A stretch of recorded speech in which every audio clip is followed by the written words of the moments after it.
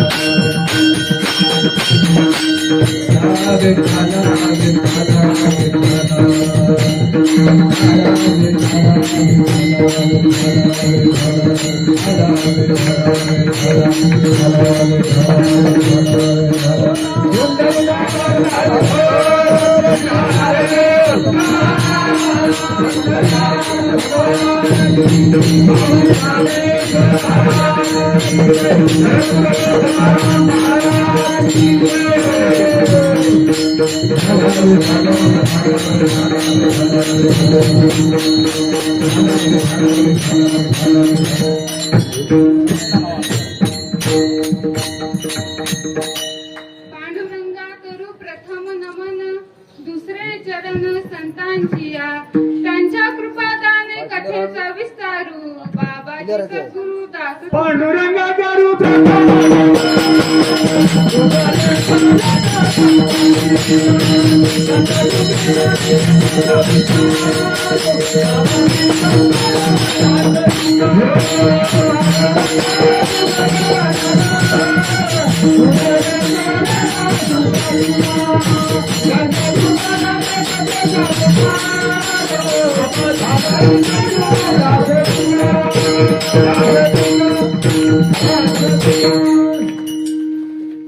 पांडुरंगा करू प्रथम नमन, दुसरे चरण संतांचिया, त्यांच्या कृपादाने कथेचा विस्तारू, बाबाजी सद्गुरु दास तुका, गुरुर ब्रह्मा गुरुर विष्णू गुरुर्देव महेश्वरा, गुरुर साक्षात परब्रह्म, तस्मै श्री गुरुवे नमः.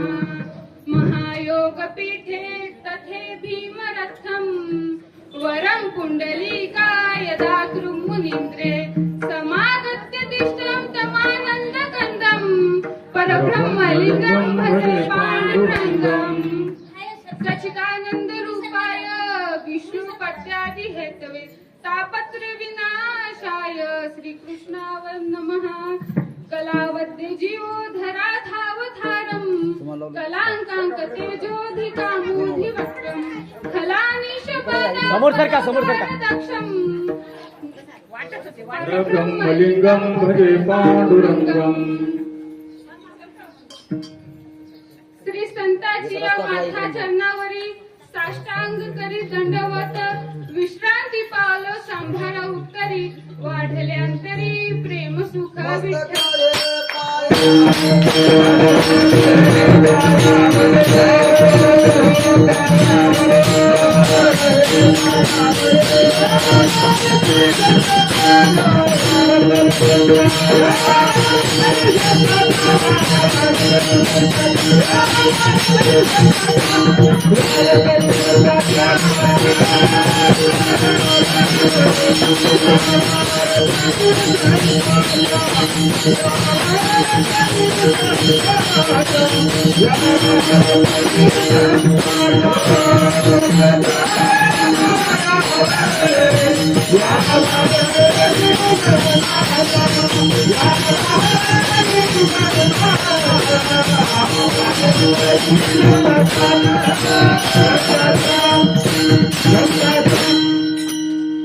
प्रस्तुत प्राप्त प्रसंगी प्राप्त रूपी कीर्तन रूपी सेवेकरता निवडलेला अभंग श्रीमंत श्रेष्ठ जगद्गुरु जगत वंदनीय वैराग्याचे मुकुटमणी असे श्री देहूचे जगद्गुरु तुकाराम महाराजांचा उत्कृष्ट असा अभंग. फार चरणाचा नाही महाराज, फक्त 4 चरणाचा अभंग गात्यातील आहे आणि सर्वांच्या परिचित जरी नसला, सर्वांच्या कानपाठ जरी नसला तरी परिचित आहे आणि निमित्तही तेवढंच गोड आहे महाराज. किम निमित्त आहे, सर्वांना परिचित आहे, माहित आहे. आज श्री संत जगद्गुरु तुकोबारायांची बीज सोहळा, त्या बीज सोहळ्याचं निमित्त साधून ही कीर्तन रूपी सेवा आपल्या श्री संत ज्ञानेश्वर मंदिरात दरवर्षी हा बीज सोहळा अतिशय जल्लोषात साजरा केला जातो. या वर्षीची सेवा माझ्यासारख्या पामराकडे आली यात माझं मी भाग्य समजते आणि कीर्तन रूपी सेवेला सुरुवात करते. विठ्ठल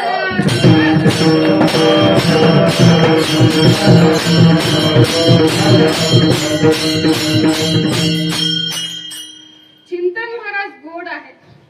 मला जसे जमल, जसे माझ्या बुद्धीला जमेल तसे मी सांगण्याचा तुम्हाला प्रयत्न करते. ऐका बरं का. माझे जगद्गुरु या अभंगातून काय सांगत आहेत? मनुष्याला खऱ्या लाभाचे ठिकाण सांगत आहेत. आता यावरही लोक काही म्हणतीलच महाराज. तुकाराम महाराज जगाला खऱ्या लाभाचे ठिकाण सांगत आहेत. यात नक्कीच तुकोबारांचा काही फायदा असावा, कारण काही फायदा असल्याशिवाय लोक काही काम करत नाही. आजच्या कलियुगाचा विचार केला तर आज काही चांगलं कार्य आपण करत असू तर लोक म्हणतात काहीतरी फायदा असावा, काहीतरी स्वार्थ असावा म्हणून हे कार्य चाललं आहे. पण माझे जगद्गुरु हे खरे संत होते आणि खऱ्या संतांचे कार्य एकच महाराज, ते म्हणजे जनकल्याणाचे कार्य. आपण जर तसा विचार केला तर संत ही मनुष्यच, पण आता ते संत कोणत्या वर्गात मोडतात महाराज? तसं पाहिलं तर मनुष्याचे 4 प्रकार महाराज. पहिला वर्ग सांगते तुम्हाला, तो स्वार्थही साधत नाही आणि परार्थही साधत नाही. म्हणजे स्वतःचाही फायदा करायचा नाही आणि इतरांचा तर मुळात हुस द्यायचा नाही. कसं काय बरं? 2 शेजारी होते महाराज. त्या दोघांमध्ये स्पर्धाच महाराज. एकाने एक गाडी घेतली की दुसरा त्यापेक्षा महागातली गाडी घेत होता. एकाने बायकोला दागिना केला की दुसरा त्यापेक्षा भारी दागिना करत होता. आता हे ऐकून आमच्या महिला वर्गाला आनंद झाला असेल. अशी स्पर्धा तर इथं ह्या पुरुषांमध्ये लागली तर आम्हाला लई सोनं घालता येईल बरं का. तुम्ही घालसाल सोनं, पण ह्यांचं दिवाळी निघून जाईल ते कुठे बघताय तुम्ही? असं महाराज त्या दोघांमध्ये ही स्पर्धा लागली. गाडीची असो, सोन्याची असो, बंगल्याची असो, प्रत्येक ठिकाणी स्पर्धा लागली. आता पहिल्या गृहस्थांनी ठरवलं महाराज की आता आपण भगवान शंकरांना प्रसन्न करायचं. का बरं भगवान शंकराच? कारण भगवान शंकर प्रसन्न होण्यास भोळे दैवत महाराज. शिव भोळा चक्र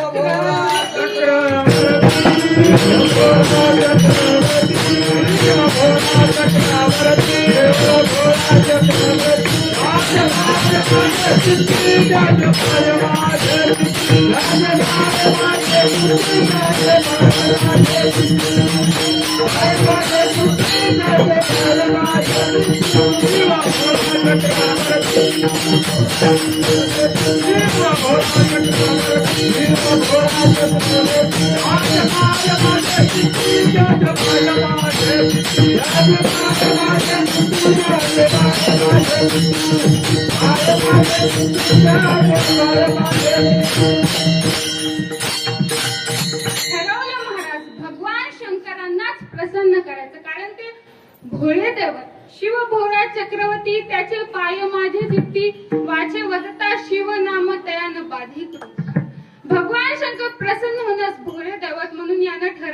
आता भगवान शंकरांना प्रसन्न करायचं आणि काहीतरी मागणं मागायचं महाराज. आपलं ठरलेलं असतं, भगवंताला आपण प्रसन्न तर करतो पण काही मागण्याकरिता महाराज. यानेही तसंच केलं, भगवंताला हा प्रसन्न करणार होता, त्यासाठी त्याने मंदिराच्या जवळ बसला आणि भगवान शंकरांचं भजन करण्यास सुरुवात केलं. ओम नमः शिवाय, ओम नमः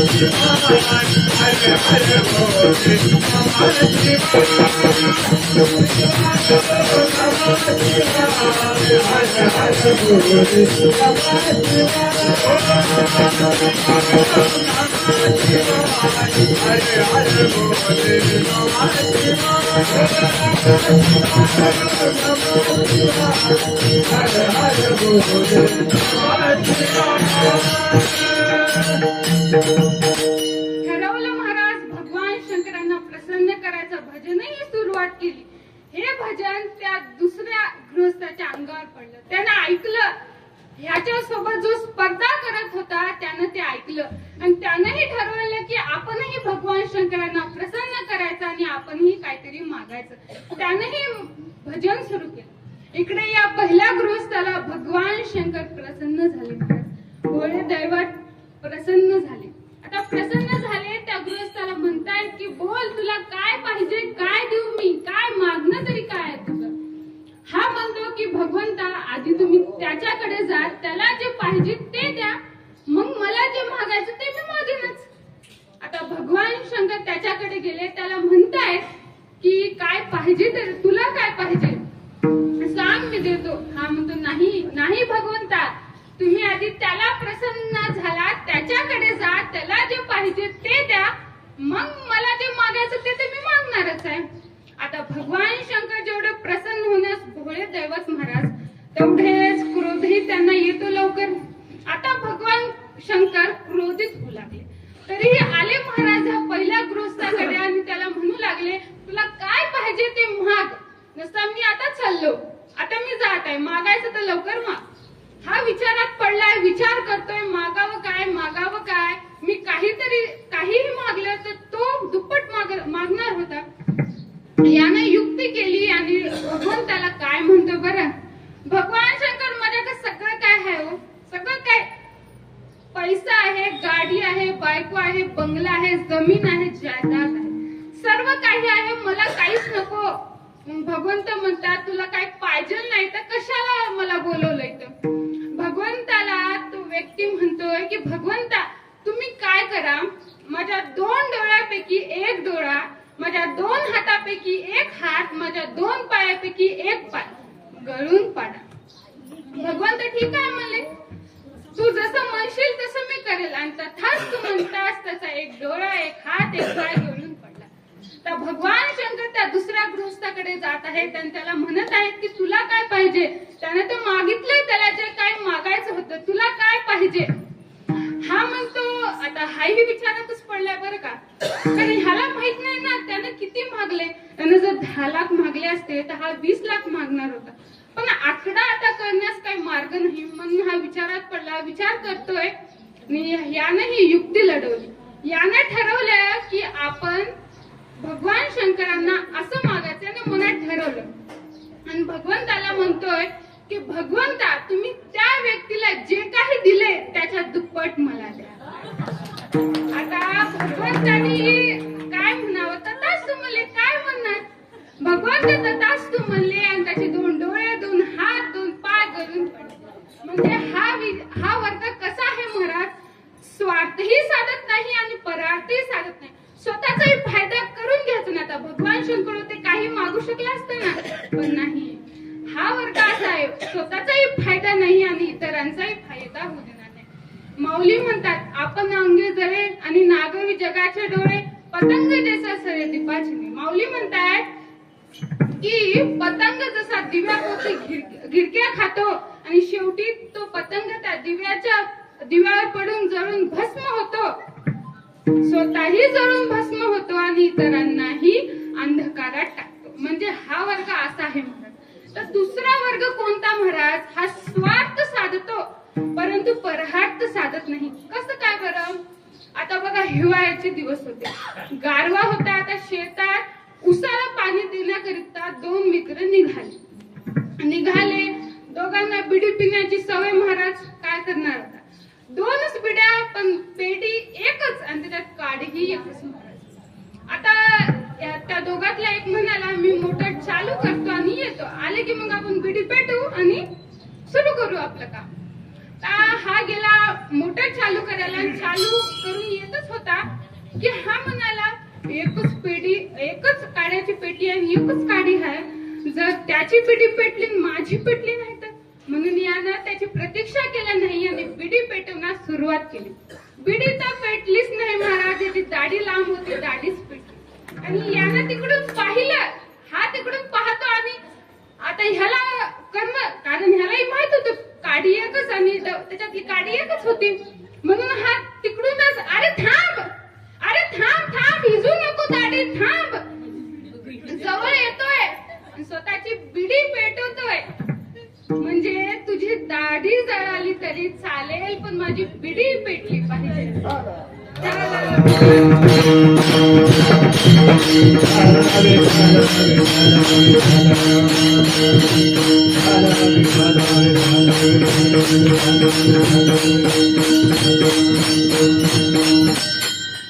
आता महाराज, हा वर्ग दुसरा असा होता, म्हणजे स्वतःचा स्वार्थ साधायचा परंतु इतरांचा फायदा बघायचा नाही, इतरांचं नुकसान करायचं. तैसे म्हणे वाचा काय, भलतया दुःख देत जाय, स्वार्थ साधिता न पाहे पराजय. हा वर्ग असा महाराज. तर तिसरा वर्ग कसा?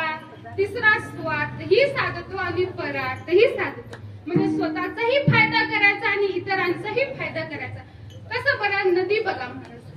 नदीचा स्वार्थ आहे समुद्राला जाऊन मिळणं, पण ती समुद्राला जात असताना नदीच्या किनाऱ्यावर जी काही झाडं, पशु पक्षी, प्राणी, माणूस सर्वांना त्यांना पाणी देते, त्यांची तहान दूर करते आणि मग ती पुढे जाते.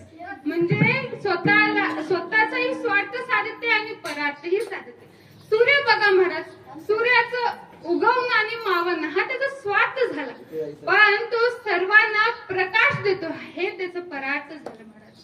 हा वर्ग म्हणजे संसारात असून परमार्थ करणारा हा वर्ग बरा म्हणतायत तुकाराम महाराज. हा वर्ग चांगला आहे, म्हणजे संसारही करायचा आणि परमार्थही करायचा आहे.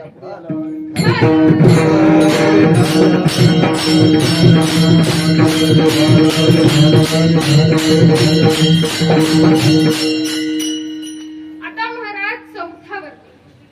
आता 3 वर्ग मी सांगितले, तुम्ही ठरवा की तुम्ही कोणत्या वर्गात जाताय. स्वार्थ साधताय, परार्थ साधताय की काय साधताय. कारण चौथा वर्ग तुम्ही नाही, कारण चौथा वर्ग म्हणजे स्वार्थ साधत नाही महाराज, फक्त परार्थ साधतो. हे म्हणजे संत महाराज. जगाच्या कल्याण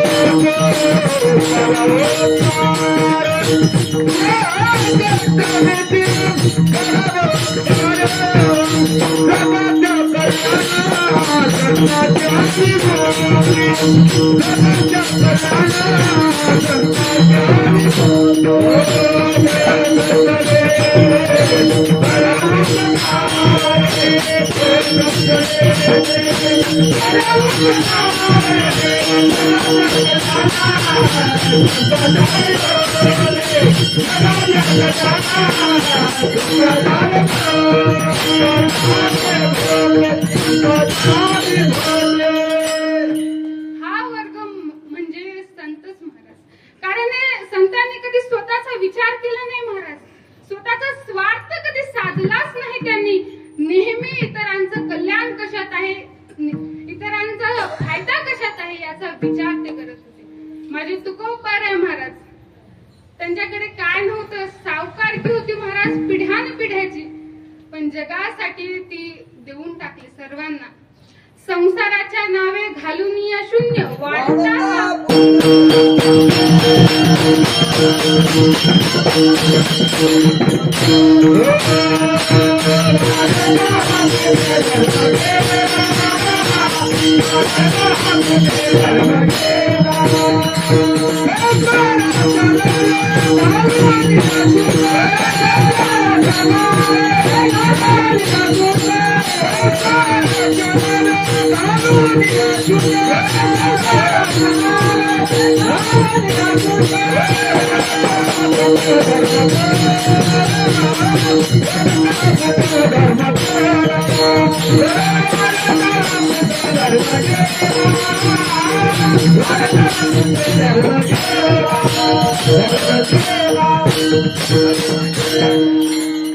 तुकाराम महाराजांनी संसारासाठी काही ठेवलं नाही महाराज. संसारावर तुळशी पत्र ठेवलं आणि निर्वाणीच्या काळापर्यंत म्हणजे तुकोबारा दारिद्र्य राहिले.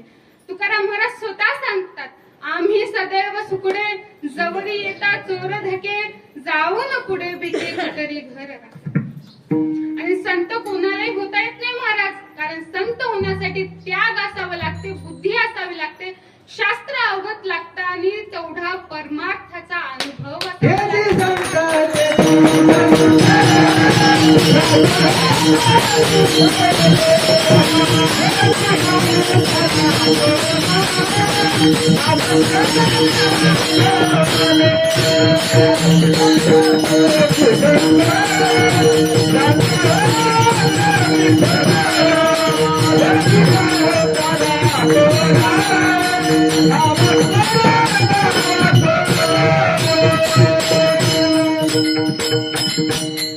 परमार्थाचा अनुभव असावा लागतो महाराज, तेव्हा संत होत आहेत. आणि तेवढा अनुभव माझ्या तुकोबारांकडे होता. अनुभवी आले अंगात तो या जगात सांगत असे. अनुभव होता म्हणून ते जगाला हित सांगत होते. आणि इथे येण्याचं काही कारण नव्हतं तुकोबारांचे हे लोकांवर, पण जगाचं कल्याण करण्यासाठी ते आले होते. जगावर उपकार करण्यासाठी आले होते. येथे उपकारासाठी आले घर जा वैकुंठी. तुकाराम महाराज स्वतः सांगतात, आम्ही वैकुंठवासी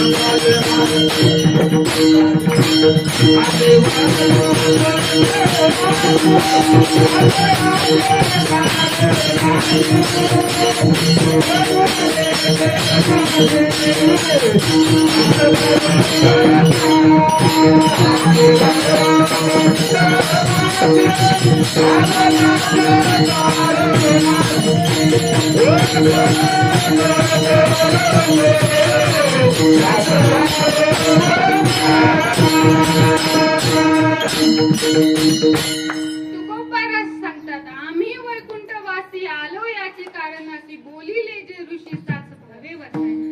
तुकोबाराज वैकुंठावर या जगाचं हितच करण्याकरिता आले होते आणि ते हित संत संगतीत होतं महाराज. आणि जो लाभ तुम्हाला प्राप्त होणार आहे तेच महाराज अभंगाच्या प्रथम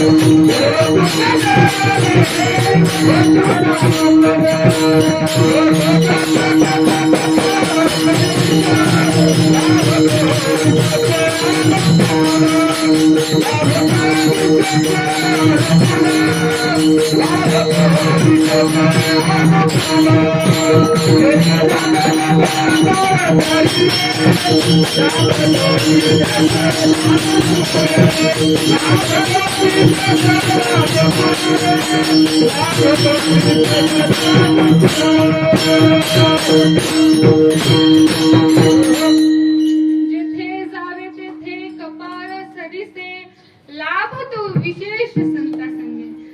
लाभ तुम्हाला संत संगतीत आहे, पण एवढा आहे तुम्ही जिथे जाणार तिथे तुमचं कपाळ तुमच्या बरोबर येणार आहे. असं झालंय बरं का, आता मी कीर्तनाला निघाले आणि माझं कपाळ घरीच विसरले आणि 5 मिनिटात जाऊन घेऊन येते, असं होईल का? नाही होणार महाराज. जिथे जाणार तिथे कपाळ तुमच्या बरोबरच येणार आहे. कारण एक लक्षात घ्या, तुकाराम महाराज संत आणि संतांचे बोलणे हे पारिभाषिक असते.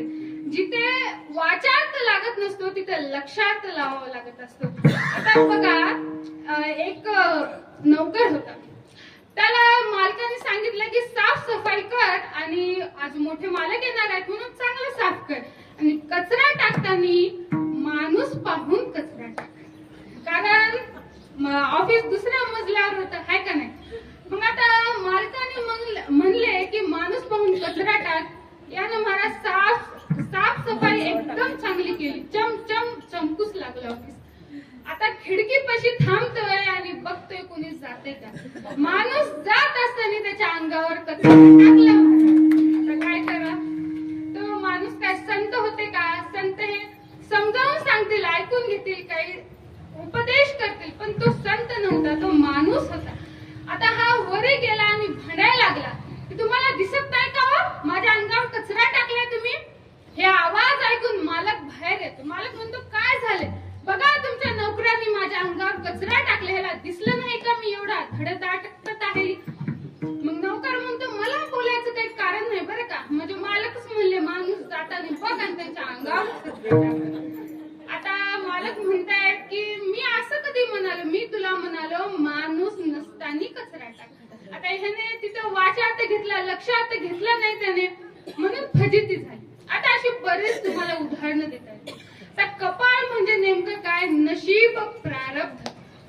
आता नशिबाचा अर्थ तुम्हाला मी 2 प्रकारे सांगते, एक व्यावहारिक दृष्टीने सांगते आणि 2 पारमार्थिक दृष्टीने सांगते. आता व्यावहारिक दृष्टीने काय महाराज, एक व्यक्ती होता, त्याला 1 रुपयाला 1 लाख रुपये लागले. किती आनंद होईल बरं का? तुम्हाला जर 1 रुपयाला 1 लाख रुपये लागले तर काय करसाल तुम्ही? मला जर झालं, मी तर बापरे काय करत सांगताच सोय नाही. मस्त एन्जॉय करेल हे का नाही. प्रत्येक जणांचं असतं काही ना काही. आता त्यालाही खूप आनंद झाला महाराज. 1 रुपयाला 1 लाख रुपये लागले. आता हा खूप आनंदी आणि घराकडे निघालाय. घराकडे निघालाय. ह्याचा मित्र ह्याला दिसतो. मित्र म्हणतोय की काय झालं बरं आज लयच आनंदात दिसायले. मित्र म्हणतात, मित्र सगळंच ओळखतात, आपलं दुःखही ओळखतात आणि आनंदही ओळखतात. तर याने विचारलं काय झालं बरं एवढा आनंदात दिसतोय तू. आम्हाला बघ ना, मला 1 रुपयाला 1 लाख रुपये लागले. काय करावं काही कळेना. तर घराकडे निघालो. हा म्हणाला पैसे तर तुला भेटतील पण पार्टी आहे की नाही काय. मग हा म्हणाला हा देणार की 1 लाख रुपये लागले भावाला. 1 लाख रुपयाची अशी पार्टी देणार की नावच निघालं पाहिजे. आता हा म्हणाला घराकडे निघाला. घराकडे निघाला. घरी पोहोचला. आता स्नान करता म्हणून कपडे काढले आणि खुंटीला लटकवले. आता ह्याचा लहान लेकरू महाराज त्याला सवय होती वडिलांच्या खिशात आता हात घालायचा आणि चिल्लर काढायची. आता पण यावेळेस चिल्लर नव्हती खिशात. ते तिकीटच होतं लॉटरीचं. त्याने तर तिकीटच घेतलं की महाराज. तिकीट घेतलं आणि खेळत बाहेर गेला आणि फाडून टाकलं.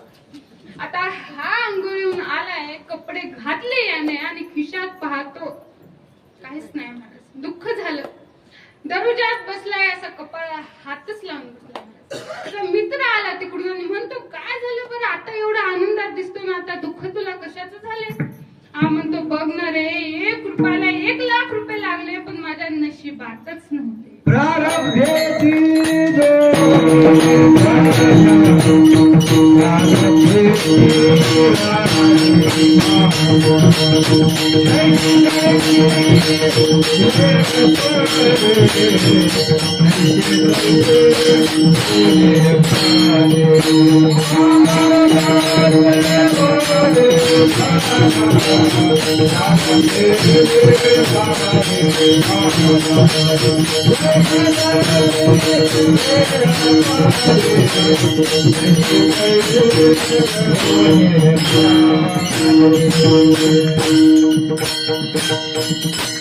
आता महाराज बघा ह्याच्या नशिबात होते का ते पैसे. आनंद तर झाला पैसे लागण्याचा पण मिळाले नाही. काय करणार. दुःख झालं महाराज. रडत बसला होता. आता हेच अर्थ तुम्हाला मी पारमार्थिक दृष्टीने सांगते कसं बरं काय. बघा हा अर्थ बघा. आता जेव्हा एक स्त्री बाळंतीण होत असते असं म्हणतात की 5व्या दिवशी सटवाई येते आणि त्या बाळाचं नशीब लिहून जाते. आणि ते नशीब कोणालाही पुसता येत नाही महाराज. का ललाटीचे लिहिले न मोडे का काही केले काळे गोळे पण धुतले फिटून येणे. हे नशीब कोणाला पुसता येणार नाही महाराज. या सटवाईने लिहिलेले. आणि आधी प्रथा होती महाराज 5 दिवस झाले जेव्हा आता माहित होत सगळ्यांना की सटवाई येते आणि बाळाचं नशीब लिहून जाते. सगळेजण त्या बाजाच्या भोवती गोड्या तेलाचा दिवा लावत होते म्हणजे की त्या प्रकाशात त्या बाळाचं नशीब चांगलं लिहिण्यात यावं. आता ती पद्धत राहिली नाही महाराज. दवाखान्यातच प्रसूती व्हायला लागली.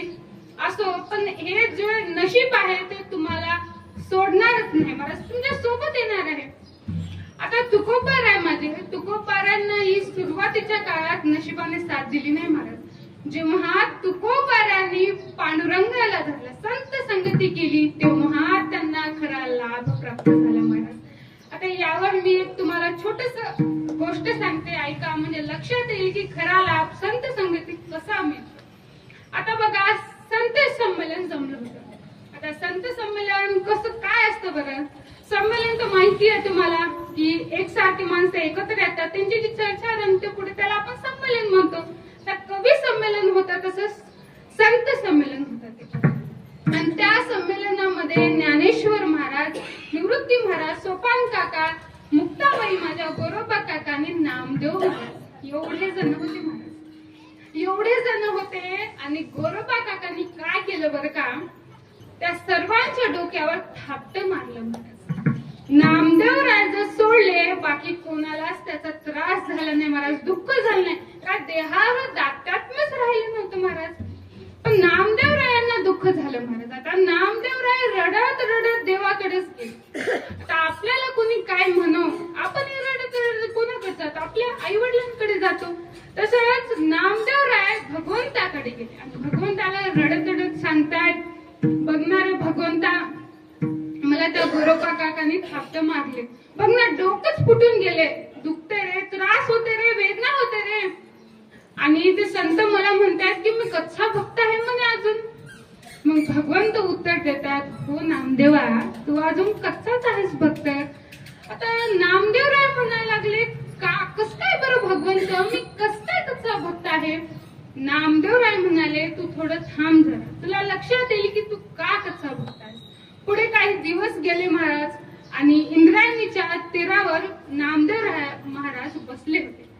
नामदेव महाराज असं चिंतन करत भजन करत बसले होते. भगवंताने घिसाड्याचं रूप घेतलं आणि नामदेवरायांकडे आले. पण नामदेवरायांना ते ओळखता आले नाही महाराज. त्या स्वरूपाची ओळख नामदेवराला झाली नाही. मग भगवंत म्हणतायत की बघ नामदेवा तुला अजून या स्वरूपाची ओळख झाली नाही रे, अजून तू कच्चाच आहेस. त्यासाठी तुला संत संगती करावी लागेल, तुला गुरु करावे लागेल, तेव्हा तू भक्त होशील बरं का, खरा पक्का भक्त. आता नामदेवरायला असं भगवंत म्हणाले आणि नामदेवरायने ठरवलं की आता आपण गुरु करायचं. आणि विसोबा खेचर यांना गुरु केलं महाराज, गुरु केलं. आणि पुढे त्या गुरुची नामदेवरायांनी काया वाचा मनाने सेवा केली. विसोबा खेचरांनी कृपा आशीर्वाद दिला नामदेवरायांना. आणि पुढे असाच काही कालावधी गेल्याने नामदेवरायांच्या पुढे भगवंत श्वान रूपात आले. तेव्हा मात्र माझे नामदेवराय ओळखतात आता त्या उभा उभा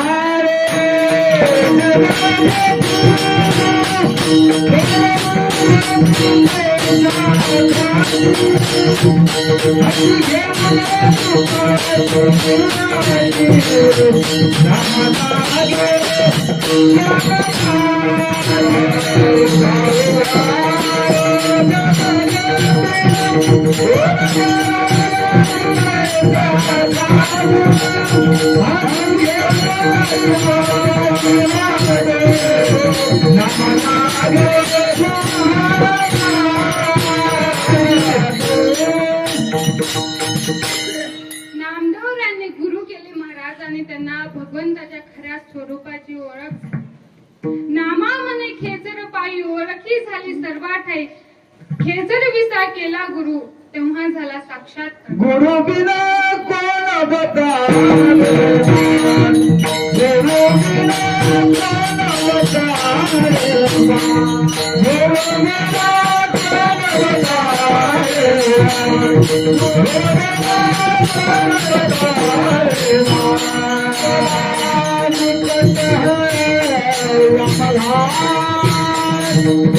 बड़ा दिक्कत है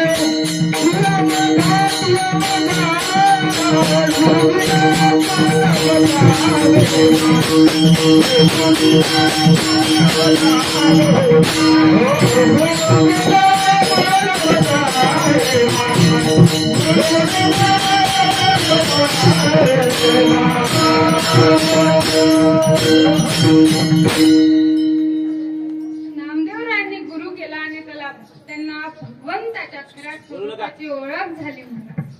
आता तुम्हाला जर गुरु करायचं असेल, संत संगती करायची असेल, त्याकरिता काय असावे लागते?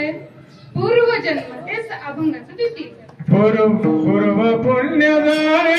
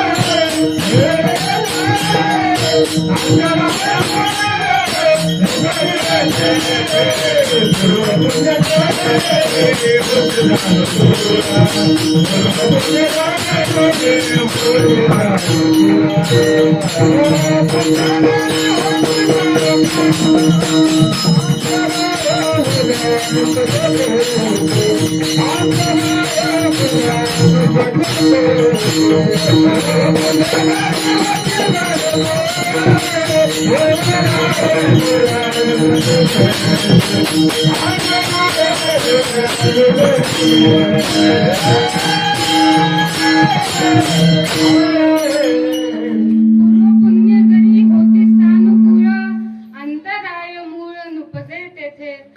तुम्हाला संत संगती तर होईल, पण त्यासाठी पूर्वजन्मची थोरी असावी लागते. पूर्वजन्मी सुकृते थोर केली, ती मजा आजी फळाशी आली. परमानंदो आजी मानसी भेटी झाली या संताशी. पूर्वजन्माची पुण्याही असावी लागते महाराज, त्याशिवाय तुम्हाला संत संगती होणार नाही. त्या संतांचा सहवास तुम्हाला मिळणार नाही. आणि या कलियुगाचा जर तुम्ही विचार केला तर संत भेटतील महाराज.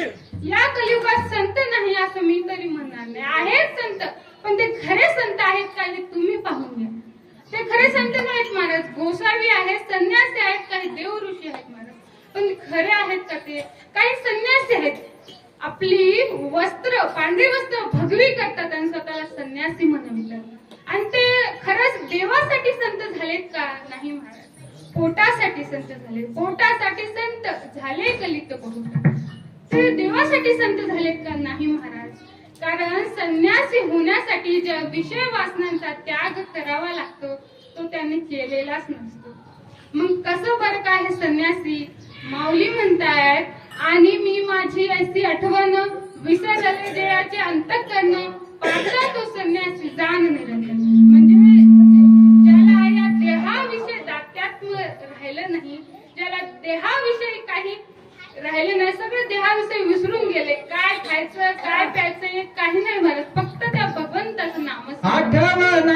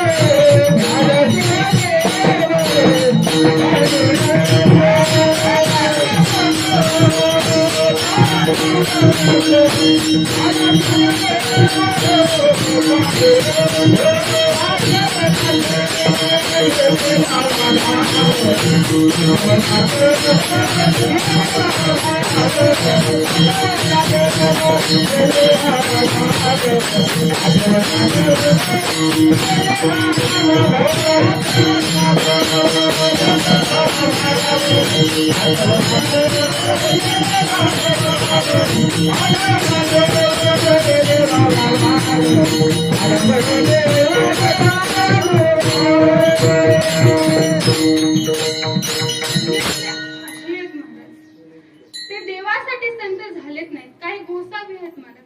लांब लांब जटा वाढून या काय, पावडे घेऊन क्रोधे चाले. लांब लांब जटा वाढवायच्या हातात चिमटा घ्यायचा आणि मोठ्या आवेशाने चालायचं की आम्ही गोसावी आहोत. नाही महाराज, हे खरे संत नाहीत, हे खरे गोसावी नाहीत. तुकाराम महाराज म्हणतात, तुका मने ऐसा सर्वस्व बुडाला, त्यासी अंतराला पांढरा. जो नामस्मरणामध्ये बुडालेला आहे तोच खरा संत, तोच खरा गोसावी, तोच खरा संन्यासी.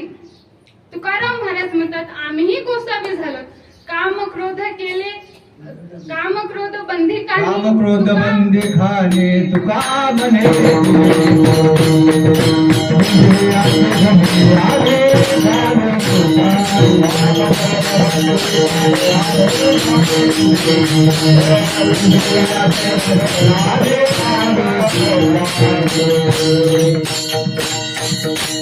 महाराज, तुम्हाला जर संत संगती हवी असेल तर तुम्हाला खरे संत ओळखावे लागतील.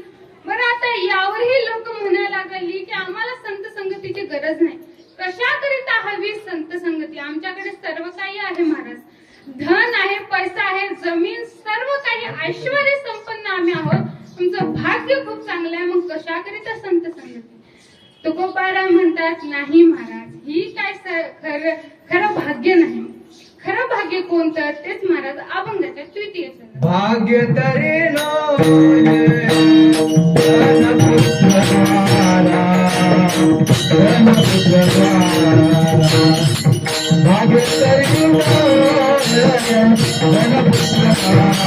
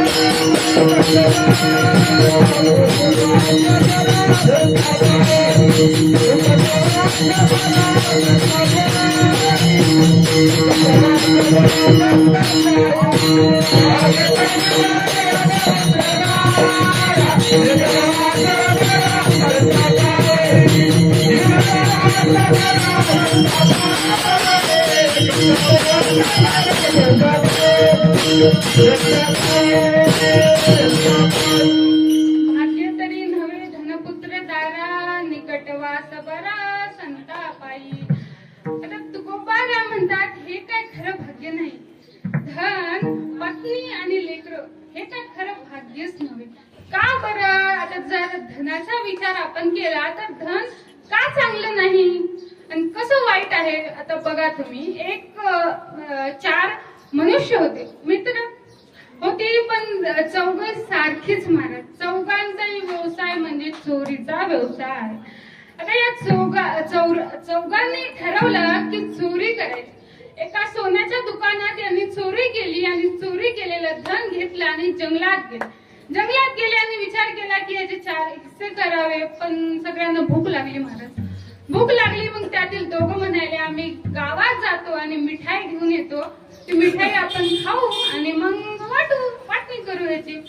आता हे दोघं गेले मिठाई आणण्याकरिता गेले. मिठाई घेतली आणि परत येतच होते. विचार केला महाराज, विचार केला आणि हे म्हणाले की जर आपण मिठाईमध्ये विष टाकलं तर 2च हिस्से होतील, 4 हिस्स्याची गरज नाही. टाकलं महाराज, यांनी त्या मिठाईत विष टाकलं. आणि तिकडे त्यांनी काय विचार केला की हे दोघं आले की यांना पाणी आणण्याकरिता विहिरीकडे न्यायचं आणि ढकलून टाकायचं. आता ह्यांनी इकडं असा विचार केला आणि इकडं असा विचार केला. आता बघा काय होते पुढं. हे दोघं आले, चौघं एकत्र बसले. हे दोघं म्हणाले की तुम्ही काय करा, पाणी जाऊन आणा. आता खाल्ल्यानंतर पाणी बी लागेल की प्यायला, तुम्ही पाणी घेऊन या म्हणाले. आता हे पाणी आणण्याकरिता गेले आणि हे दोघं बघतच होते की हे कधी असं जवळ जातात आणि अंदाज घेऊन ढकलून कधी द्यावं याच्यात ते शोधतच होते. ते दोघं गेले आणि ह्या दोघांनी अंदाज घेतला आणि त्यांना ढकलून टाकलं. ढकलून टाकलं आणि काय मेली की महाराज ती? काय जिवंत राहणार होती का? मेली. आता इकडे हे आले आणि हे म्हणाले आता टेन्शन नाही, 2च हिस्से होणार आहेत, ते आपलेच आहेत, कशाला काय करायचंय, शांत बसूया, मिठाई खाऊया आणि मग वाटणी करूया, 2 हिस्से करूया. आता हे तिथे आले त्या मिठाई आणि धनाजवळ, मिठाई खाल्ली, मरून गेली दोघं. कोणाला मिळालं धन? तुका म्हणे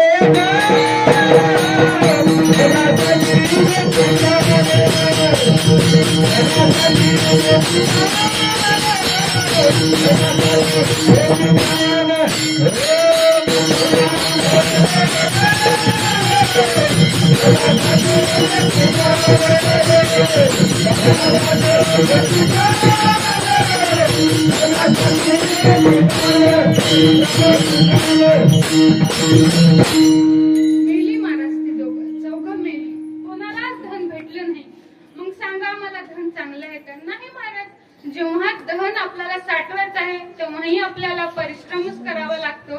आणि साठवला तर चोरांची भीती आणि गेल्यावरही दुःखी, मग आहोत कधी सुखी?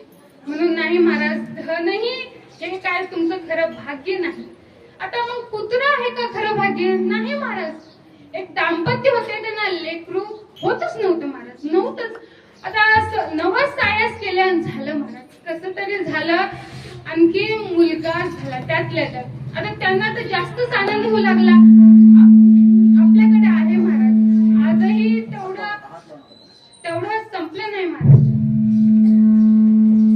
आजही जेव्हा मुलगी घरी जन्माला येते,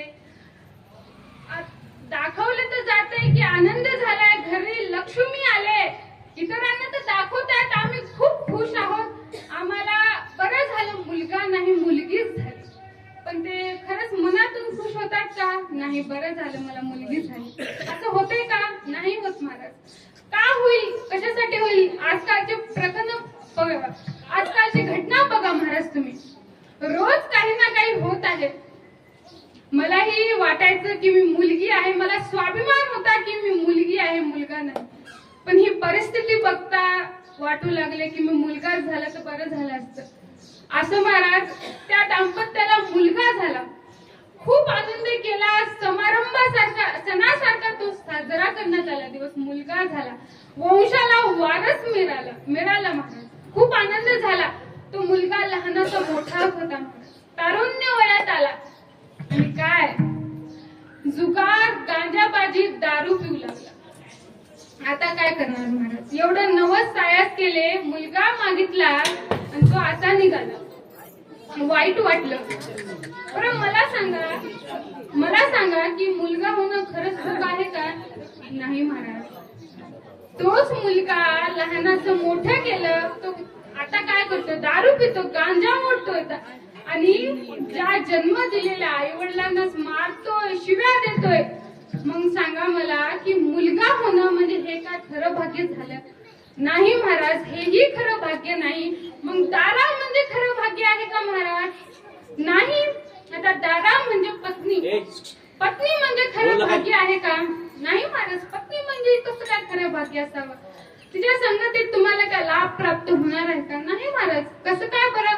पत्नी ही खरं भाग्य नाही.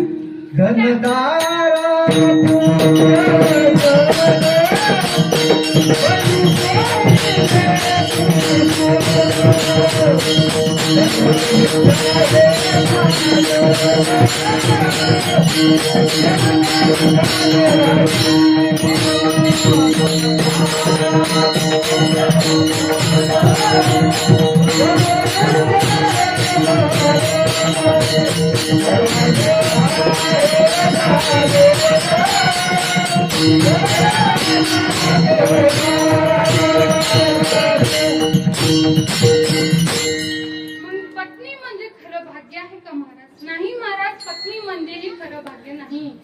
का बरं? एक तुम्हाला उदाहरण सांगते, म्हणजे तुमच्या पक्कच लक्षात बसेल की खरं भाग्य काय आणि पत्नी म्हणजे खरं भाग्य नव्हे. तर बघा काय होतं, 2 मित्र असतात, एकाचं लग्न झालेलं असतं आणि एकाचं होतच नव्हतं. आजकाल हे महाराज मुलं तर खूप आहेत महाराज, नोकऱ्याही आहेत, पण मुली मिळतच नाहीत. काय करणार? आहे का हो तुमच्याकडे मुलगी? आहे का महाराज तुमच्या तुमच्याकडे मुली नाहीये, आणि असली तरी काय मला शिकत आहे, आणि मुलामध्ये तिला बरंच काही हवंय. नोकरीवाला तर हवाय, घरदार चांगलं हवंय तिला. तिला शेतीत जायचं नसते, शेतीही करायची नसते, तरी तिला जमीन शेती हवी असते. अशी आजकाल डिमांड झाली आहे महाराज. याही मुलाला महाराज कुणी पोरगीच देत नव्हतं. याचा मित्र म्हणाला, पण तुला पोरगी मिळत नाहीये ना, मी आणून देतो, मी तुझं लग्न लावतो. हा म्हणाला ठीक आहे, लावून दे. झालं महाराज, काहीच दिवसात त्याचं लग्न झालं. आता लग्न झालं, याला पहिलं तर सगळ्यांनाच वाटते लग्न झाले किती छान. पहिलं ते असते बी महाराज. बायकोला जेव्हा बायको नवऱ्याला बोलवते, अहो ऐकलं का, हळू आवाज असतो, शांत. आई सासूबाई नाही म्हणते. तर पहिले सासूबाई म्हणायची, आत्याबाई म्हणायची, आता आई आले, आई म्हणतात. असं आईही म्हणा, पण तेवढं प्रेमही करा आपल्या आईसारखं.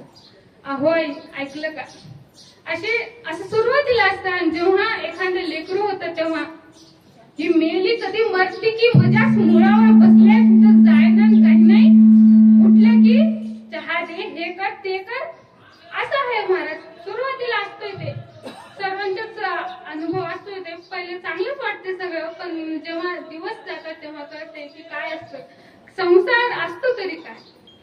मग आता याचं लग्न झालं. सुरुवातीला याला चांगलं वाटायला लागले की बायको चांगली आहे, ऐकते गडे माझं, ऐकते, मला मान देते, 4 चौकात पदर घेते डोक्यावर. आता पदरची प्रथा राहिली नाही महाराज. पहिलं होतं मोठं कोणी दिसलं की पदर डोक्यावर, भीत होते. म्हणजे आजीचा एक प्रसंग सांगत होती. असंच म्हणजे आजीच्या अंगावर डोकं म्हणजे पदर खाली पडायला.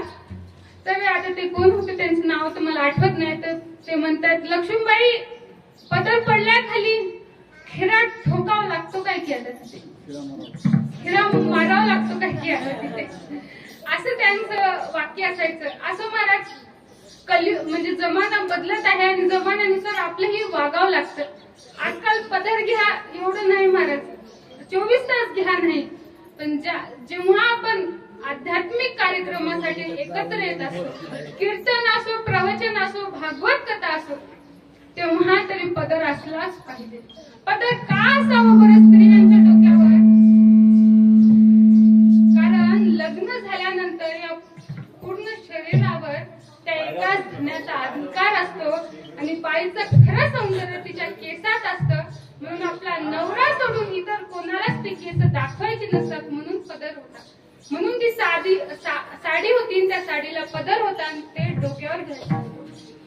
तर असो महाराज, पहिले तर तीही असंच करू लागली, पदर घेऊ लागली, जेवढ्या चांगलं वाढू लागली, स्वयंपाकही चांगलाच करू लागली. गरम गरम आले की अशी तव्यावरची चपाती ताटत, असं होतं पहिलं. तर बरेच दिवस झाली, आणि ह्या दोघांमध्ये आता भांडणं होऊ लागली. आणि हा म्हणाला, उगच लग्न केलं, बरं होतं एकटा होतं ते, काय किटकिट उचल्यापासून हे साखर आणा, पत्ती आणा, गंडम सुरूच आहे. आता मग ह्या मित्रांनी ज्या लग्न लावून दिलं होतं, असं होतं बरं का, ज्यांनी लग्न लावून दिले, पुन्हा समजा त्या नवरा बायको मध्ये काही झालंच तर ज्यांनी ठरवलं त्यांनाच धरून आणतात. आता हाही तसंच करू लागला. ज्या मित्राने लग्न लावून दिले त्याच्याकडे गेला, त्याला म्हणायला लागला, अरे बघ की रे कशी पोरगी आहे, काय पहिलं गोड होती, सगळं ऐकत होती, आता काही ऐकत नाही. काही म्हणले की आरेला कार्य करते महाराज. ती म्हणाली, मी लग्न लावून दिले ना, तू टेन्शन घेऊ नको, मी उपाय सांगतो त्यावर, तू टेन्शनच घेऊ नको. आम्हाला सांग बरं काय आहे उपाय, तरी काय आहे तुझ्याकडं. मग तो सांगतो, तो म्हणतो की तू चपाती कर म्हणलं तर तिनं भाकरी करते ना, तू काय कर, तुला जर भाकरी खायची असेल ना, तू तिला चपातीच कर ना, ऐकेल तुझं. आता ठीक आहे, असा संसार चलत होता. एक दिवस काय झालं, त्या मुलाच्या वडिलांचं पुण्यतिथी होतं, वर्षश्राद्ध होतं महाराज. मग आता याला तर करायलाच होतं की बायकोला जर काही सांगायचं असेल तर कोणत्या भाषेत सांगायचं. हा म्हणाला, उद्या माझ्या वडिलांची पुण्यतिथी आहे, काय स्वयंपाक बिपाक करायचं नाही, कोणी ब्राह्मण जेवायला बोलवायची नाही, उगा आपलं मस्त फिरायला जाऊ, काय करायचं ते तसलं. म्हणाली, का करायचं नाही, मी तर करणारच. असा मस्त गरम पुरणपोळीचा स्वयंपाक केला, ब्राह्मण बोलवली, जेवू घातलं महाराज त्यांना, जेवू घातलं. आता मग पिंड, तो म्हणतो तू काय कर, हे पिंड आहे ना त्या नालीत फेकून टाक, उकळीटात फेकून टाक, गंगेत टाकायचं नाही. मग आता ह्याला माहित होतं ना की आपण उलट म्हणले तर ती सरळ करणार आहे. मग ती म्हणली उकळीटात का टाकू, गंगेतच टाकणार. तर निघाली. हा मला जाऊ नको ग, मी जातो ग, तुला नदीची भीती उठायची. ही पुढं आणि हा पाठीमागं. हा म्हणतो तू लय जवळ जाऊ नको बरं. ती म्हणली का जायचं नाही, मी जाणार म्हणजे जाणार. गेली, नदीच्या जवळ गेली. हा म्हणला अगं लय खोल जाऊ नको, बुडशील, मरशील. बुडाली, मेली महाराज. हा म्हणाला बरं झालं.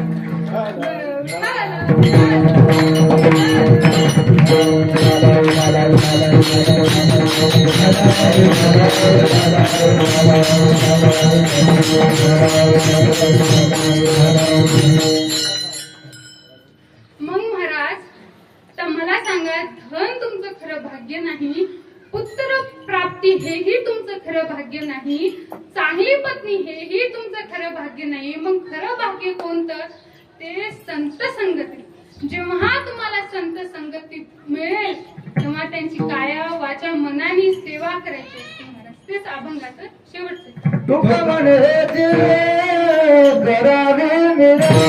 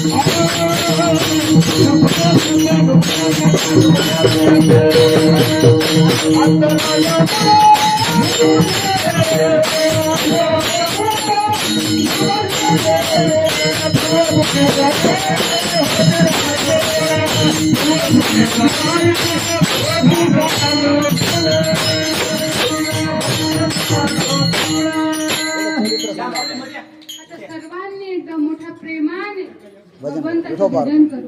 विठोबा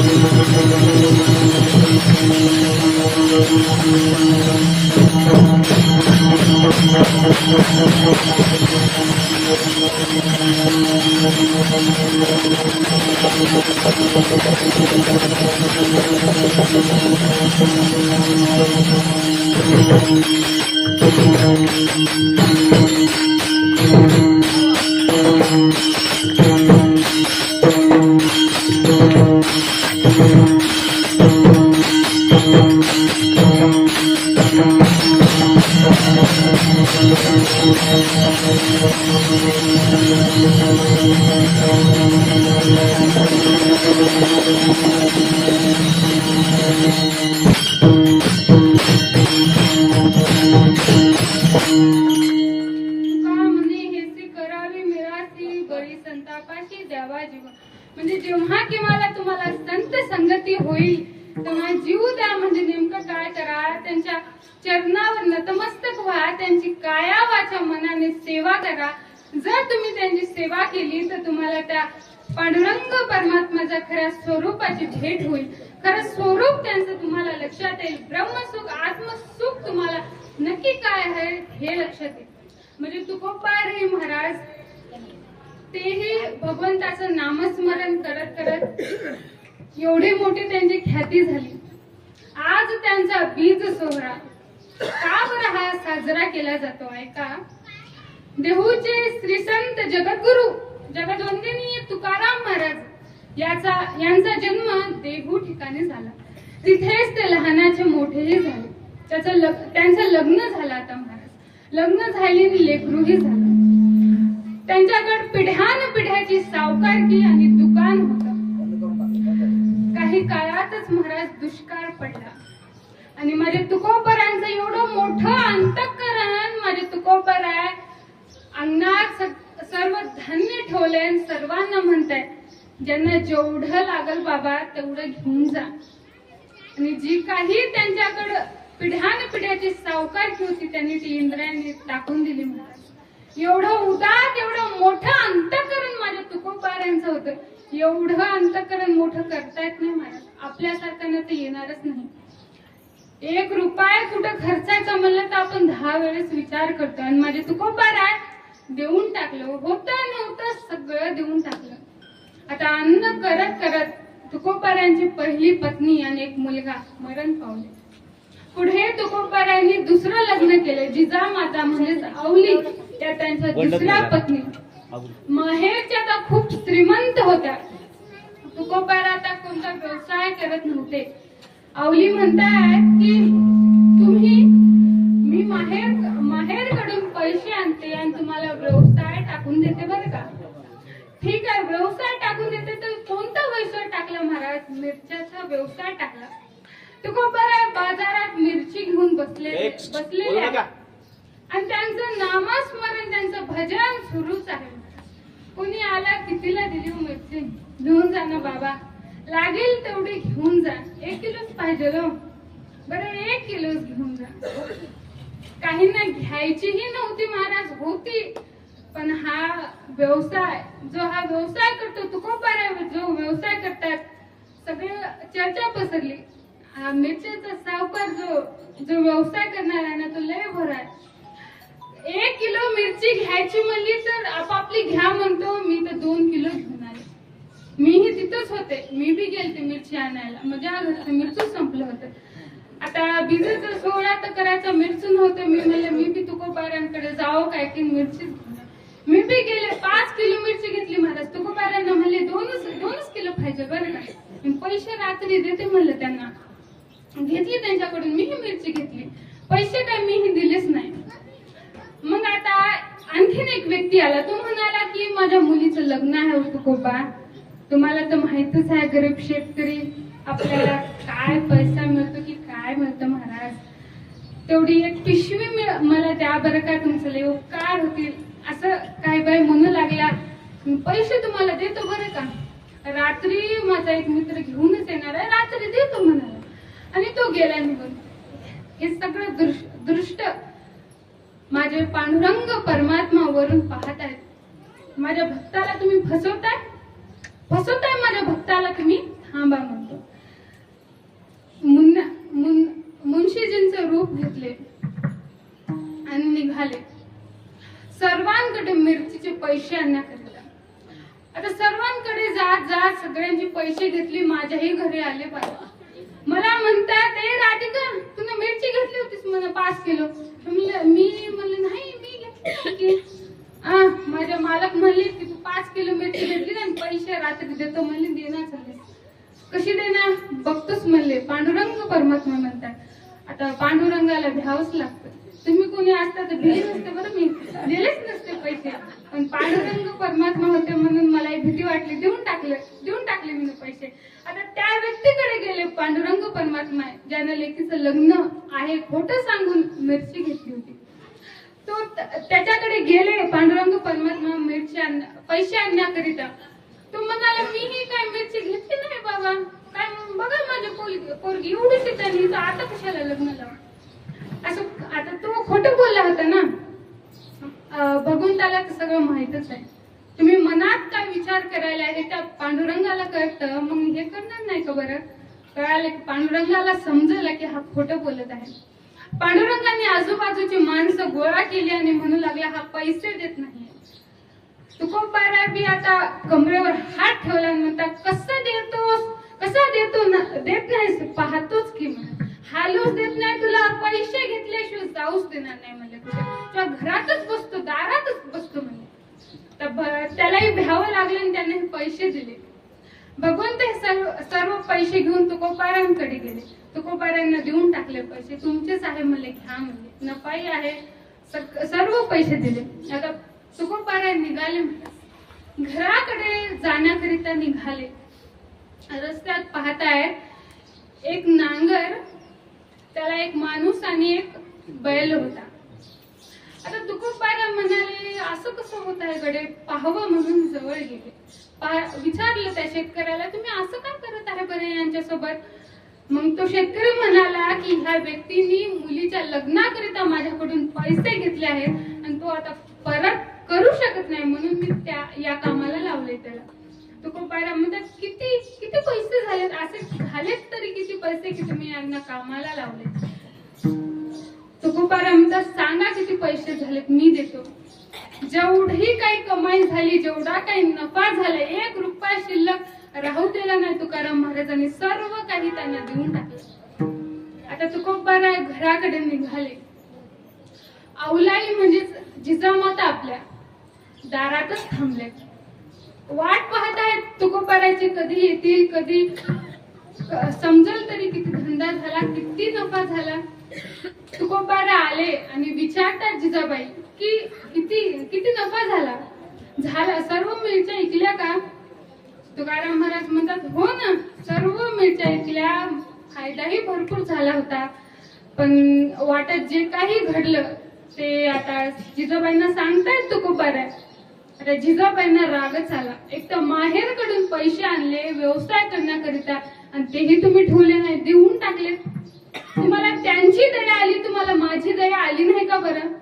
बायकोचं वाक्य. तुम्हाला त्यांची दया आली, तुम्हाला माझी दया आली नाही का? आपल्या लेकरांचा विचार तुम्हाला आला नाही का? तुमच्या नावाला तर यशच नाही, तुम्हाला यशच नाही, असा जिजाबाई म्हणजेच औली म्हणत होत्या. आता तुकोबारांनी ठरवलं की आता कोणता व्यवसाय करायचा नाही, फक्त पांडुरंगाचं नामस्मरण करत राहायचं. एक तर असंच मंदिराच्या ठिकाणी तुकोबाराय नामस्मरण करत बसले होते. एक व्यक्ती येतोय तुकोबारायांना म्हणतोय की तुकोबारा तुम्ही असं इथं नुसतेच बसला आहात, रिकामे आहात वाटतं, थोडं त्या बाजारात जाऊन, दुसऱ्या गावच्या बाजारात जाऊन मला जरा तेल आणून देता काय हो? तुकोबारा म्हणते, आणतो, किती काय झालं, आणतो म्हणजे. ती पौरी घेतली, त्याच्यात त्यांनी पैसे टाकले, गळ्यात विना आणि हातात पौरी. ती पौरी पाहून सगळ्या गावचेच लोक महाराज तुकाराम महाराजांकडे, पौरी आणि पैसे, पौरी आणि पैसे, आमचंही तेल घेऊन या. तुमचं कोणाचं आणायचं का सांगते? जमलंय का? आणतील की तुकोबाराय, आणि तुकोबाराय जे तेल घेऊन येतील ते तुमचं लवकर संपणार नसेल. असंच तिथेही झालं. तुकोबाराय गेले, त्यांनी त्या गावात गेले, बाजारात गेले, ज्या विक्रेत्याकडे ते तेल होतं त्याला म्हणाले की याच्यामध्ये जेवढे पैसे आहेत तेवढ्याच या पौऱ्यात तेल टाक बरं का, मी जरा भजन करून आलोच बघ. आता तुकाराम महाराज आले आणि त्यांनी सर्व पौऱ्या घेतल्या आणि ज्यांच्या होत्या त्यांना देऊन टाकल्या. मग काही दिवसांनी चर्चा व्हायला लागली की आम्ही आणलेलं तेल 8च दिवस जात होतं आणि तुकोबारांनी आणलेलं तेल 15 दिवस, महिना चालले, कसं काय बरं? ही चर्चा जिजाबाईंच्या कानावर पडली. जिजाबाई रागातच, तुम्हाला हेच करायचं होतं, धंदा टाकून दिला तुम्हाला, तेव्हा धंदा करता आला नाही, असं जिजाबाई म्हणतायत तुकोबारांना.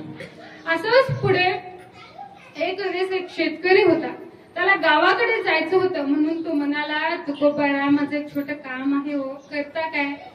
तुकाराम महाराज मोठ्या अंतकरणाने म्हणतात, हो करतो की. काम तरी काय आहे हे विचारतायत. तो शेतकरी म्हणतो, काही नाही महाराज, पाखरं राखायची काम तुम्हाला करायचं आहे. आणि तो शेतकरी म्हणतो, त्या बदल्यात तुम्हाला मी 1 पायली धान्य देईल बरं का, फुकट नाही, 1 पायली धान्य देईल. ठीक आहे म्हणाले, ठीक आहे. तुकोबाराय म्हणाले, ठीक आहे म्हणाले. तो गेला गावाला आणि तुकोबाराय दररोज त्या शेताच्या बांधावर बसून भजन करत करत पाखरं राखत होती. कशी पाखरं राखत होती? पाखरं येत होती तेव्हा तुकोबाराय त्यांना घालवून देत नव्हती. या रे बाबांनो, खा ना. पाणी पिण्याकरता ती पाखरं दुसरीकडे जायची. तुकोबारांना दया उत्पन्न झाली. तुकोबारा म्हणतायत, तुकोबारांनी दुसऱ्या दिवशी काय केलं, पळसाची पाने घेतली आणि त्या एक उंब्याला असं दुर्न केल्यासारखं लावलं आणि त्याच्यात पाणी टाकलं. दुसऱ्या दिवशी पाखरं आली, खाल्ली आणि तुकोबारा म्हणतात, बाबांनो इथंच खात राहा, इथंच पेत राहा, कुठं पाणी पिण्याकरिता दूर जातात? एवढं उदात, एवढं मोठं अंतःकरण माझ्या तुकोबारांचं होतं. आता 8 दिवस झाली, 15 दिवस झाली, तो शेतकरी आता शेत पाहावं तरी तुकोबारांनी राखलंय तरी कसं, हा पाहण्याकरिता आला. पाहतो तर काय, शेतात एकही पीक नाही महाराज, सगळं पीक पाखरांनी खाऊन टाकलं होतं. शेतकरी रागातच आला, म्हणायला लागला की तुम्हाला पाखरं राखण्याचे काम दिलं होतं आणि तुम्ही हे काय केलं? तुकोबाराय शांततेत म्हणतात, हो पाखरच राखली ना मी, पाखरं आली ना, मी त्यांना घालवली नाही, त्यांना धान्य खाऊ दिलं, त्यांना त्रास नको म्हणून मी पाणीही इथं आणून ठेवलं. एवढी चांगली तर तुमची पाखरं राखली आणि कशी राखायची होती म्हणतायत तुकोबाराय. तो म्हणतात तो शेतकरी म्हणतोय की पाखरं राखणे म्हणजे तुम्हाला पाखरांना ते खायला सांगितलं नव्हतं, घालून द्यायचं होतं, हे काम तुम्हाला करायचं होतं. चला आता पंचायतीत चला असं तो शेतकरी म्हणू लागला. त्या व्यक्तीला नेलं महाराज. तुकोबारायांना पंचायतीत नेलं. सर्व घटना तिथे सांगण्यात आली आणि पंचायतीत ठरलं. तो शेतकरी म्हणाला माझं 10 पायल्यांचं नुकसान झालंय, एवढं नुकसान तुकोबारायांना भरून द्यावंच लागेल. तुकोबाराय म्हणतात ह्यानंच म्हणलं होतं मला पाखरं राखायला, मी राखलीही, त्या बदल्यात हा मला 1 पायली देणार होता, त्यानं ते दिलीच नाही आणि वरून आता मीच 2 पायल्या 10 पायल्या द्यावा का. तुकोबाराय म्हणले ठीक आहे, तसं असेल तर मी नुकसान भरपाई करतो, 10 पायल्याही धान्य देतो. तेव्हा मला तुकोबारायांकडे काहीच नव्हतं महाराज, धान्य नव्हतं. तरी तुकोबाराय म्हणतात मी तुमचं नुकसान भरपाई भरून काढेल, देऊन टाकेल. आता पंचायती म्हणली आपण दुसऱ्या दिवशी पाहूया नुकसान किती झाले तरी किती बरं. दुसऱ्या दिवशी सर्वजण गेली महाराजच्या शेताकडे आणि माझ्या पांडुरंग परमात्म्याने ते कंस भरून काढले. पीक भरभरून आलं, डवलाय लागलं महाराज ते पीक, जणू काय माझा पांडुरंग परमात्माच डवलत होता तिथे. एवढं माझ्या तुकोबारायांची शक्ती महाराज, कारण नामस्मरणच एवढं तुकोबारायांनी केलं होतं की भगवंताला ते करावंच लागलं असतं. आता पंचसगळे पाहतात भरभरून पीक आहे. आता ह्या जो शेतकरी होती त्याला तर लोभ झाला, कारण 10 पायल्यापेक्षा दुपटीनं तिपटीनं ते उत्पन्न झालं होतं. हा म्हणाला 1 पायली मी तुकोबारायांना देईल आणि बाकीची मी ठेवून घेईल. पंचायत म्हणले नाही, तुम्हाला नुकसान भरपाई 10 पायली देण्यात येईल आणि बाकीचं माझ्या तुकोबारायांना देण्यात येईल. पण तुकाराम महाराज म्हणाले नाही, मला 1च पायली देण्याचं ठरलं होतं आणि मला 1च पायली हवी आहे. तर तुकाराम महाराजांना सगळेजण आग्रह करत आहे घ्या तुकाराम महाराज घ्या. तुकाराम महाराज म्हणले नको, 1च पायली द्या, बाकीचं वाटून टाका. मोठ्या अंतक करताना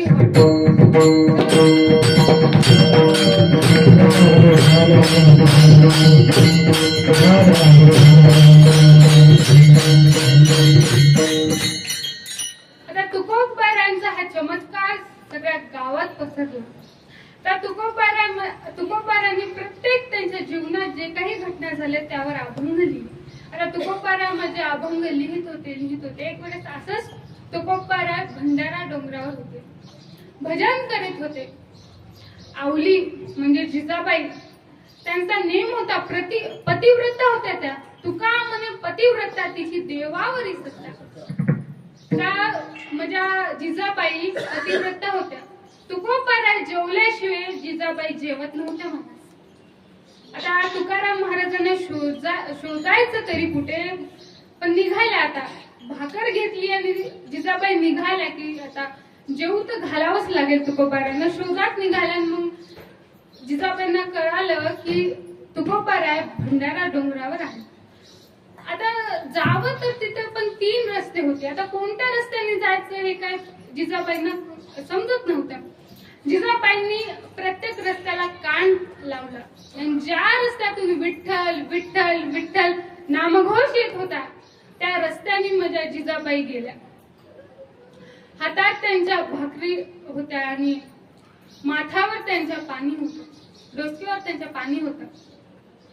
निघाल्यात. आता पांडुरंग परमात्मा म्हणले की आता तुकाराम महाराजांच्या आधी दर्शन जिजाबाईंनाच द्यावं लागेल, कारण तेवढी सत्ताच होती जिजाबाईंची.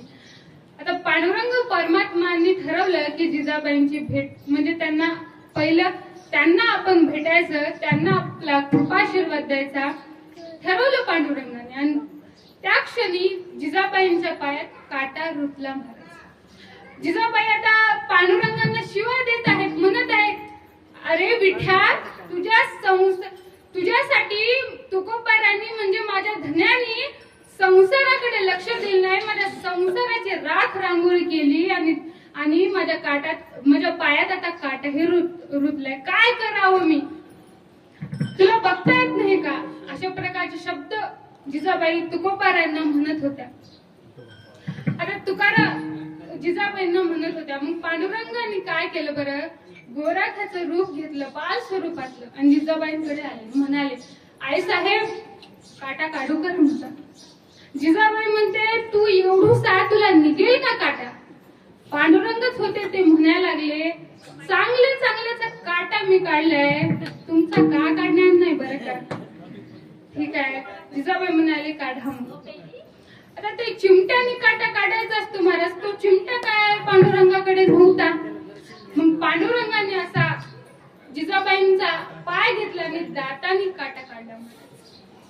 कारण एवढी सत्ताच होती ना. असं म्हणलेलं आहे. तू काय म्हणे पतिव्रता तिची देवावरही सत्ता. म्हणजे जर आपण पतिव्रत असेल तर आपली देवावरही सत्ता असते. मग आता काटा तर काढला पांडुरंगाने. जिजाबाई गेल्या तुकोबारांकडे गेल्या आणि तुकोबारांना जेवू घातलं. तुकोबांना म्हणताय जिजाबाई की चला आता घराकडे चला. किती वेळ इथं तुम्ही भजन करत बसणार, अभंग लिहित बसणार, जरा घराकडेही बघा, लेकरांनाही जरा बोला, माझ्याशी जरा बोला, चला घराकडे चला म्हणाले. आले तुकाराम महाराज घराकडे आला. तर तुकाराम महाराजांचा गाथा लिहून झाला होता. सगळीकडे बातमी पसरली की तुकाराम महाराजांनी गाथा लिहिला. ब्राह्मणांच्या लक्षात आले की तुकाराम महाराजांनी गाथा लिहिलाय. ते म्हणायला लागले की तुम्हाला कुणी अधिकार दिलाय अभंग लिहिण्याचा, गाथा लिहिण्याचा, असे म्हणत होते ब्राह्मण. आणि त्यावेळेस रामेश्वर भट्ट ना ह्या सगळं सांगण्यात आलं की तुकोबारांनी अभंग लिहिले, गाथा लिहिली आहे. रामेश्वर भट्टांनी पुढे तुकोबारांना बोलावलं, विचारलं तुम्ही का बरं, तुम्हाला कोण अधिकार दिलाय की गाथा लिहिण्याची, का लिहिले तुम्ही, यापुढे तुम्ही लिहायचं नाही. तुकोबारामध्ये शांत झाले आणि पांडुरंगाकडे बघतायत, पांडुरंगाच्या मूर्तीकडे बघतायत आणि म्हणतायत का रे विठ्या, काय रे पांडुरंगा, तुला म्हणजे अभंग लिहिलेले आवडत नव्हते का तू असं केलं, तुलाच नको आहे ना मी अभंग लिहिलेला, लिहिणार नाही म्हणले. आता तुकोबारा म्हणले पांडुरंगाला लिहिणार नाही म्हणले, मनातच तुझं भजन करेल म्हणले. असं घडलं महाराज. आणि काही दिवसांनी रामेश्वर भट्ट पुण्यात गेले. तिथे खूप गरमी होती तर त्यांनी विहिरीत स्नान करण्याचं ठरवलं. पण आता तिथे एक व्यक्ती होता आडबंगशहा. आता स्नान तर त्या विहिरीतच करायचं होतं. आता रामेश्वर भट्ट विहिरीत उडी मारण्यात तेवढ्यातच आडबंगशहा भट्ट म्हणतोय की तुम्ही थोडस पाणी घ्या आणि बाजूला अंघोळ करा. रामेश्वर भट्टला नाही म्हणले, मी विहिरीतच पोहणार म्हणले. मग रामेश्वर भट्ट म्हणतायत की विहिरीतच पोहणार. रामेश्वर भट्टांनी उडी घेतली विहिरीत आणि पोहतायत. बाहेर निघतायत तर का अंगाचा दहा होतो, शांतच होत नाही. पाणी टाकलं बरं वाटतंय, लगे दहा होते. तसं करत करत रामेश्वर भट्ट ज्ञानेश्वर महाराजांकडे गेले. ज्ञानेश्वर महाराजांना साष्टांग दंडवत घातलं. ज्ञानेश्वर महाराजांना म्हणतायत की भगवंता, ज्ञानेश्वर महाराजही भगवंता एवढे काय कमी, म्हणजे त्यांचा अधिकार सारखाच होता. रामेश्वर भट्ट म्हणतायत की माऊली, माझ्याकडून काय अपराध घडलाय की तुम्ही मला ही शिक्षा दिली. ज्ञानेश्वर महाराज रामेश्वर भट्टांना दृष्टांत देतात स्वप्नात आणि म्हणतायत तुम्ही एका साधूचा अपमान केला आहे, तुम्ही त्यांना अभंग लिहिण्यास मनाई केली आणि इथलं तर कोर्ट बंद आहे, तुम्हाला देहू ठिकाणी जावं लागेल, तिथेच जे व्हायचं ते होईल. तुकाराम महाराज काहीतरी करतील तेव्हा तुमचं काही समाधान होईल म्हणजे. आता तसंच करत करत रामेश्वर भट्ट देहूला तुकोबारांपुढे थांबले आणि तुकोबारांना सांगितले तुकाराम महाराज, मला शरीराचा दाह कमीच होत नाही. तुकाराम महाराजांनी अभंग म्हणले आणि हात फिरवला, दाह शांत झाला. एवढी ख्याती माझ्या तुकोबारांची होती, काय करू शकले नाही. खूप काही केलं जगासाठी, तर भरपूर काही केलं. स्वतःच्या संसाराचा विचार त्यांनी कधीच केला नाही. नेहमी इतरांचं ते कल्याणच करत होते. असंच आता रामेश्वर भट्टांना तर लक्षात आली होती त्यांची चूक, पण आणखीन काही ब्राह्मण होते, त्यांनी गाथा इंद्राने टाकली. तुकाराम महाराजांना कळालं, दुःख झालं तुकोबारांना. जिजाबाईंनाही तेवढंच दुःख झालं, कारण जिजाबाईंना परमात्मा भगवंत एवढं काही समजत नव्हतं. भोळ्या होत्या त्या नेहमी पांडुरंगांना काही ना काही म्हणतच असेल, तुझ्यामुळे माझा संसार होत नाही असं म्हणतच होत्या. तरीही जिजाबाईंना खूप दया येऊ लागली, कारण उपाशी राहून तुकोबारांनी ते अभंग लिहिली होती. कारण पतिव्रता होत्या, आपल्या पतीचं दुःख त्यांना लक्षात येत होतं. माझे तुकोबारा आता काही खात नव्हते ना काही पीत नव्हते. 7 दिवस झाले. पांडुरंग परमात्म्यानी तो अभंग, तो गाथा पाण्यात असा तारला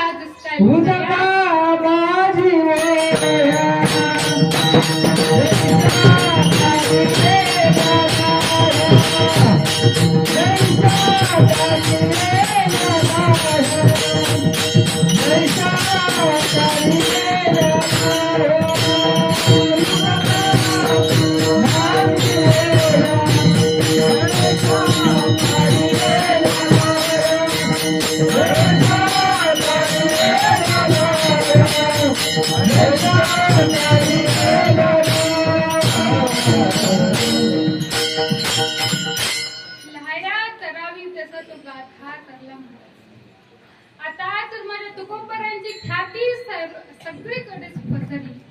लोक तुकाराम महाराजांना कीर्तनासाठी, प्रवचनासाठी, भजनासाठी बोलवू लागले आणि तुकाराम महाराजही जात होते. एक वेळेस असंच तुकोबाराय कीर्तन करत होते महाराज, आणि कीर्तन अतिशय सुंदर महाराज, कारण ते तुकोबाराय होते सांगणारे. आमच्यासारखं ते सांगत नव्हते. आम्ही काय तुकोबारांनी जे लिहिले त्यातलं समुद्राचं पाणी जेवढं असतं त्याच्या एक थेंब पण आम्ही सांगू शकतो, थेंब बरही आम्ही सांगू शकत नाही. पण तुकोबारा असं चिंतन मांडत होते कीर्तनात की बस नामस्मरणाचा महिमा, आत्मसुख, ब्रह्मसुख याविषयीचं चिंतन रंगलं होतं. आणि ज्या दिव्याच्या प्रकाशात कीर्तन चालू होतं त्या दिव्यातलं तेल आता संपत होतं. आता दिवा विझणारच होता, विझलाही दिवा, पण अंधार पडला नाही महाराज, कारण तुकोबारांच्या अंगाच्या प्रकाशात कीर्तन रूपी सेवा पार पडली. अशी ख्याती माझ्या तुकोबारांची होती. काय केलं नाही हो, सर्व काही केलं. एक वेळेस असंच कीर्तन सुरू होतं. शिवाजी महाराज तुकोबारांच्या कीर्तनाकरिता बसले होते, ऐकण्याकरिता बसले होते, आणि मुसलमान राजांना कळालं की शिवाजी महाराज कीर्तनात बसले आहेत. त्यांना पकडायचं मारायचा असा विचार ते करत होते. त्या कीर्तनाच्या आजूबाजूला त्यांनी वेढा दिला. ही बातमी, कारण तुकोबार बी अंतर्यामीच, तुकोबारांना लक्षात आलं की असं झाले. तुकोबारा पांडुरंगाचा धावा करतायत, पांडुरंगाला बोलवतात. पांडुरंग आले, शिवाजी महाराजांचं रूप धारण केलं, घोड्यावर बसले आणि तिथून निघाले. ते सैन्याने पाहिले, सैन्यही त्यांच्या पाठीमागे. 20 कोस दूर गेल्याने पांडुरंग परमात्मा दिसेनासे. एवढा चमत्कार होऊ शकतो जर आपण खऱ्या अंतःकरणाने जर भगवंताची भक्ती करत असेल.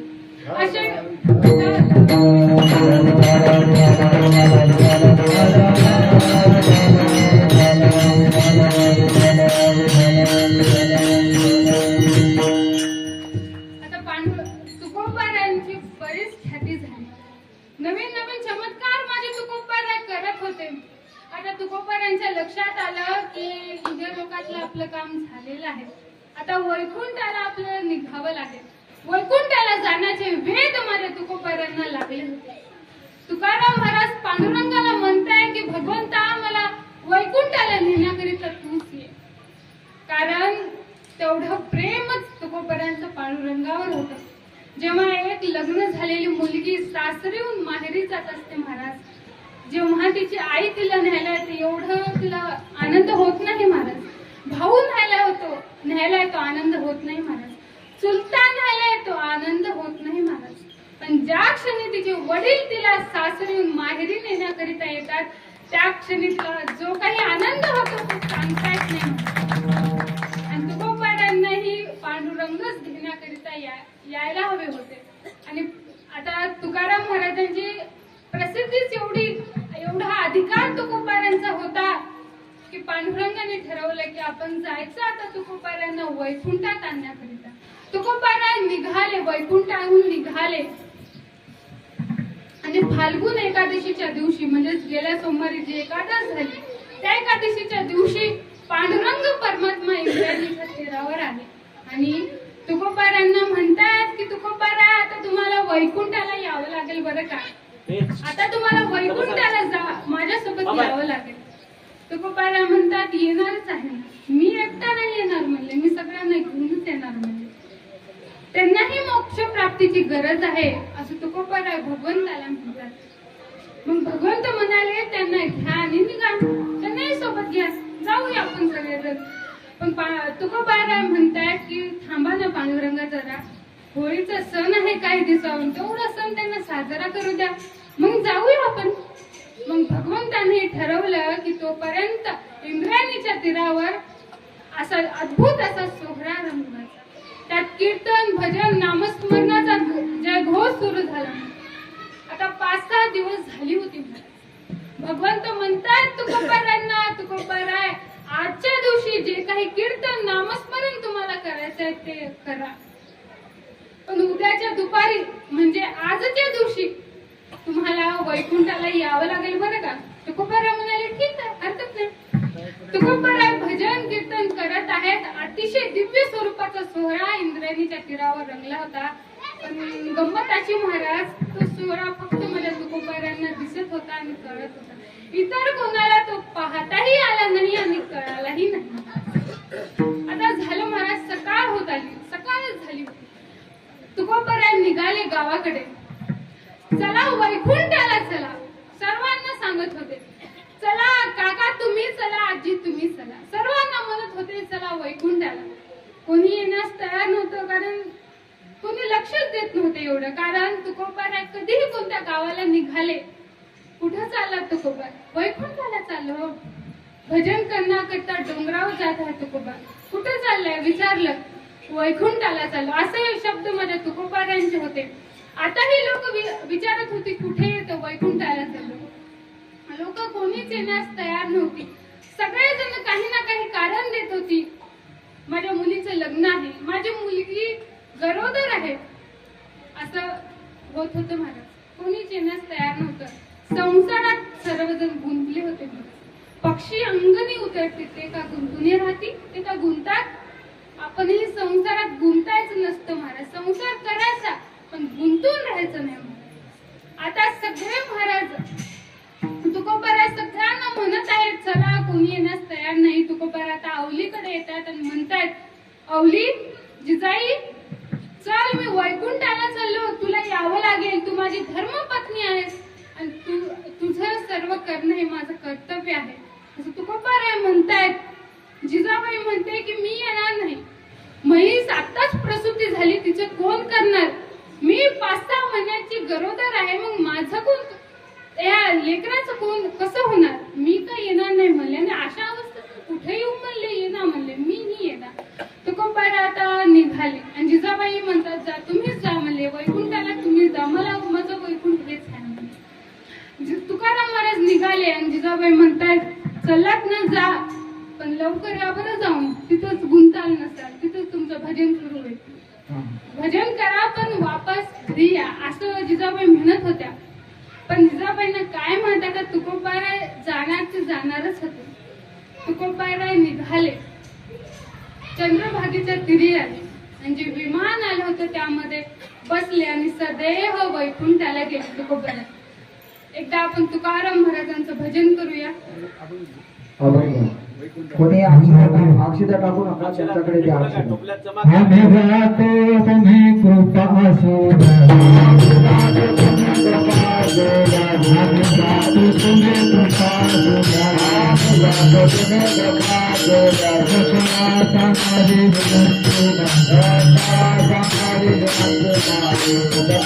असो,